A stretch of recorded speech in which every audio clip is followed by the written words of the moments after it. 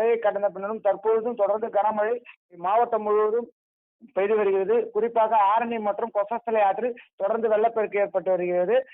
பூண்டி சத்தியமூர்த்தி நீர்த்தேக்கத்திலிருந்து சுமார் 100 கன அடி உபரிநீர் திறக்கப்பட்டதும் நீர்பிடிப்பு பகுதிகளில் இருந்து அதிக அளவு மழை நீர் வரத்து தொடர்ந்து வந்து கொண்டிருப்பதால் கொசஸ்தலை ஆற்றில் வெள்ளப்பெருக்கு ஏற்பட்டு தற்பொழுது மெய்யூர் ராஜபாளையம் அருகே கொசஸ்தலை ஆற்றில் தரைப்பால சாலை மூழ்கியுள்ளதால் அப்பகுதி வழியாக செல்லும் 10க்கும் மேற்பட்ட கிராம மக்கள் நீரை கடக்க முடியாமல் போக்குவரத்துக்கு கடும் சிரமம் அடைந்து வருகின்றனர். மேலும் இதே போன்று ஆரணி ஆற்றிலும் தொடர்ந்து வெள்ளப்பெருக்கு ஏற்பட்டு வருவதால் மங்கலம் மற்றும் காரணி ஆகிய 2 இடங்களில் தரைப்பால சாலை மூழ்கியுள்ளது.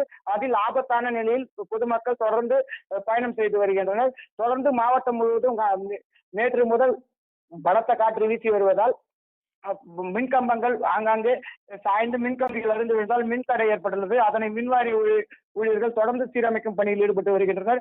மேலும் ஆங்காங்கே மரங்கள் பொன்னேரி ஆரணி பகுதிகளில் விழுந்துள்ளதை வருவாய்த்துறை அதிகாரிகள் தொடர்ந்து அகற்றும் பணியில் ஈடுபட்டு வருகின்றனர். ஐஸ்வர்யா, நகைய அடுக்க வைக்க போறீங்களா?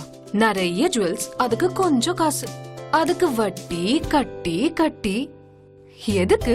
ஆர்டிகா கோல்ட் கம்பெனில பெஸ்ட் ரேட்க்கு வித்துருங்க. ஒரே நிமிஷத்துல பணமா வாங்கிக்கோங்க. ஸ்மார்ட்டா யோசிங்க. இனிமே நோ வட்டி. ஆர்டிகா கோல்ட் கம்பெனி. கால் 8880 300 300.